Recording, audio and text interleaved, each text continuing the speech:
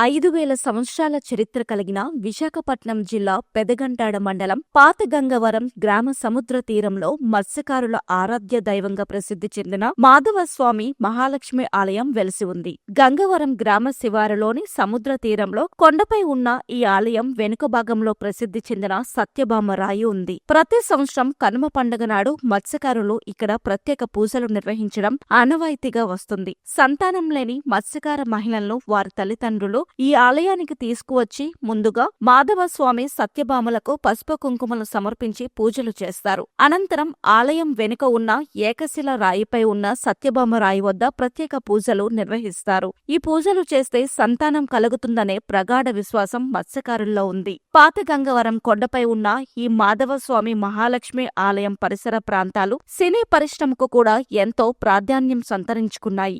ఇప్పటి వరకు ఇక్కడ వందలాది సినిమాల షూటింగ్లు జరిగాయి.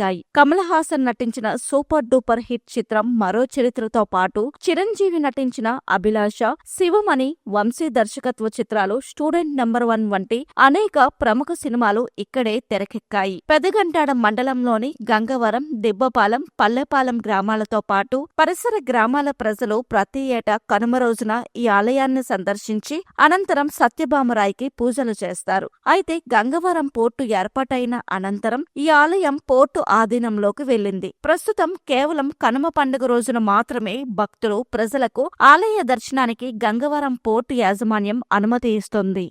పాత గంగవరంలో దాదాపు 50,000 నుంచి 60,000 మంది ప్రజల ఆధ్వర్యంలో మహాలక్ష్మి మాధవస్వామి వారు, సత్యభామ వారి మహోత్సవాలు ఇక్కడ జరుగుతూ ఉన్నాయి. కనుమ పండుగ సందర్భంగా ప్రతి సంవత్సరం కూడా చుట్టుపక్కల ప్రాంతాల నుంచి అందరూ కూడా రావడం, మహాలక్ష్మి మాధవస్వామి వారిని దర్శనం చేసుకోవడం, ఆయన్ని దర్శనం చేసుకుంటే మంచి జరుగుతుంది, భవిష్యత్తులో అంత బాగుంటుంది అని చెప్పేసి నమ్మకం.